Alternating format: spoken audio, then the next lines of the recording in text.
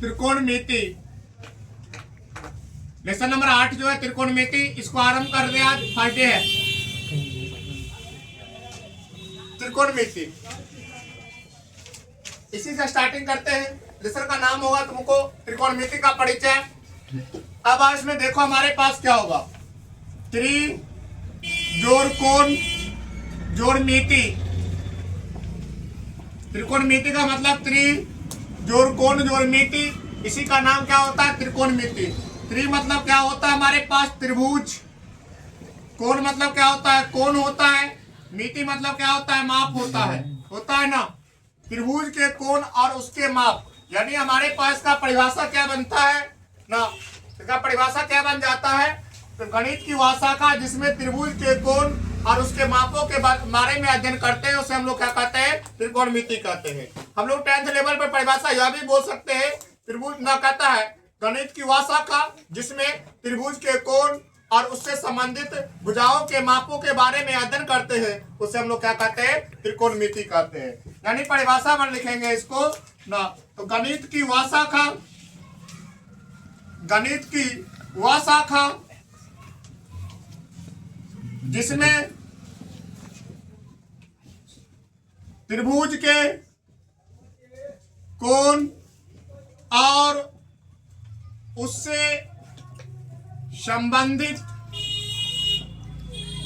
भुजाओं के बारे में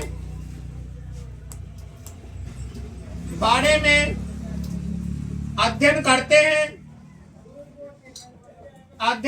हैं, उसे त्रिकोणमिति कहते हैं।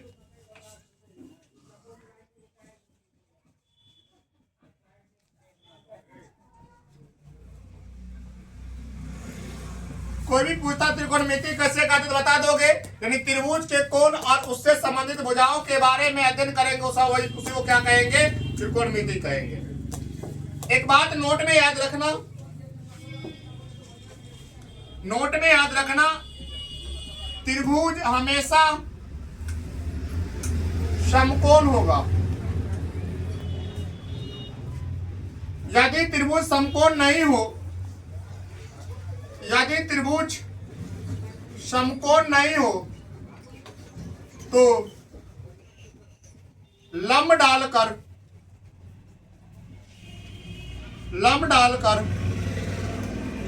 समकोण बनाएंगे।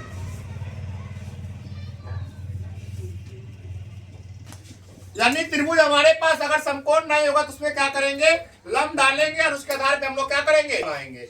यानी त्रिभुज के हमारे पास जो होगा त्रिकोणमिति तभी लागू होगा जब हमारे पास त्रिभुज क्या होगा, समकोण होगा। अब आओ ध्यान दो, यानी हमारे पास ये, अगर हमारे पास जैसे कि देखो न्यूनकोण त्रिभुज है, इसमें ना समकोण तो है नहीं, अब इसमें किसी एक भुजा पे लंब डालेंगे, उसके बाद त्रिकोणमिति का पालन करेगा ये। यानी यहाँ पे एक लंब डाल देंगे 90 डिग्री का, तब लंब, चाहे इस भुजा पे डाले या इस भुजा पे डाले, कहीं लंब डालेंगे तब होगा। अगर मान लो हमारे पास अधिक कोण त्रिभुज है, तो अधिक कोण त्रिभुज है तो हमको जिस भुजा से काम करना होगा उसके अनुसार लंब डालेंगे। अब इसमें क्या करेंगे, बाहरी लंब को यहाँ खींच सकते हैं, या ना बाहर से लंब डाल देंगे, या नहीं तो अंदर में लंब डाल देंगे। इस तरह से क्या करेंगे, लंब डालकर क्या करेंगे, त्रिकोणमिति करना। त्रिकोणमिति के लिए हम लोग क्या करेंगे, उसको नियम और शर्त को लागू करेंगे। अब इसमें बारी आती है त्रिकोणमिति के अंदर में। अब देखो अगर समकोण त्रिभुज है तो बहुत अच्छी बात है, तुम लोगों को जो क्या होता है, हम लोग उसको ना उसमें कहीं ना लंब डालना पड़ेगा, ना आधार डालना पड़ेगा, ना क्या करना पड़ेगा, कुछ करना पड़ेगा। अब आप देखो, अब इसमें अब एक चीज ध्यान रखना,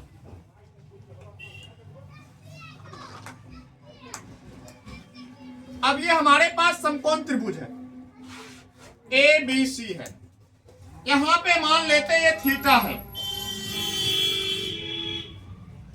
यहां पे थीटा है, तो थीटा के सामने की भुजा को लंब कहेंगे, जिस भुजा पर थीटा होगा उसको आधार कहेंगे, और 90 डिग्री के सामने की भुजा को हम लोग क्या कहेंगे, कर्ण कहेंगे।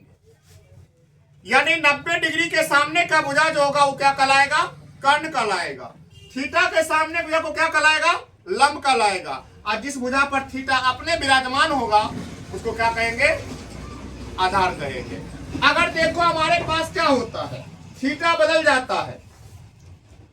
अब देखो अगर थीटा का स्थान बदल जाता है, अब जैसे क्या होता है, अब ये थीटा यहां से क्या, यहां जगह छोड़ दिया नीचे से, अब ऊपर चला गया। अब ये थीटा ऊपर चला जाएगा, यहाँ नीचे, यहाँ से थीटा ने इसका मतलब में रहेगा, थीटा यहाँ पे नहीं आएगा, ये 90 डिग्री का कोण है, ये हमेशा ऐसा स्थिर रहेगा। थीटा ऊपर चल जाएगा तो लंब क्या हो जाएगा हमारे पास, नीचे हो जाएगा। आधार कहाँ हो जाएगा, बगल में हो जाएगा। अब कर्ण कहाँ जाएगा, 90 डिग्री के सामने में हमारे पास यहाँ क्या जाएगा, कर्ण हो जाएगा। कर्ण कभी जगह नहीं बदलेगा, कर्ण अपना जगह नहीं बदलेगा, क्योंकि 90 डिग्री जगह नहीं बदलेगा। 90 डिग्री का कर्ण का मान बदला, कहीं जगह बदला नहीं, बदला ना, कर्ण भी अपना जगह नहीं बदलेगा। महाभारत में भी जाके देख लो, कर्ण को सब कुछ पता था क्या होने वाला, लेकिन उन्हें कहता है अपना जगह बदला था, नहीं बदला था। वो चाहता तो जगह बदल लेता, अपना जान बचा सकता था, लेकिन जगह नहीं बदला था। यहां भी वही हाल है। इसलिए इसको भाषा में याद रखना, थीटा के सामने की भुजा को, थीटा के सामने की भुजा को, सामने की भुजा को लंब कहा जाता है, लंब कहा जाता है। 90 डिग्री के सामने की भुजा को, सामने की भुजा को कर्ण कहा जाता है, कर्ण कहा जाता है। जिस भुजा पर थीटा रहता है उसे आधार कहा जाता है।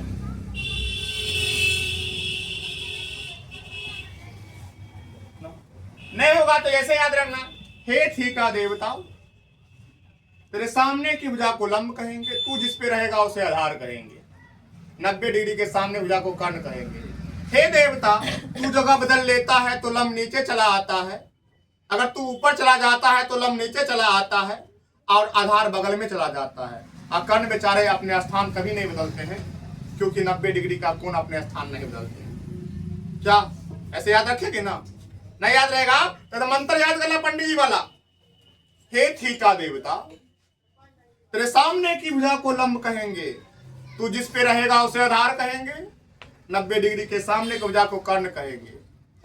अगर ना थीटा ऊपर चला जाता है तो उतना लंब नीचे चला आता है, तो ऐसे कह देना वहां पे, हे थीटा देवता, तू ऊपर चला जाता है तो लंब नीचे आ जाता है, आधार बगल में चला जाता है, और कर्ण बेचारे जगह नहीं बदलते हैं, क्योंकि ना क्या होता है, ना 90 डिग्री अपना जगह नहीं बदलता है। तो क्या इस तरह से याद रखोगे ना? तो ठीक है, इसको नोट कर लो, फिर इसके बाद आगे देखते हैं। सेव कर लो वीडियो।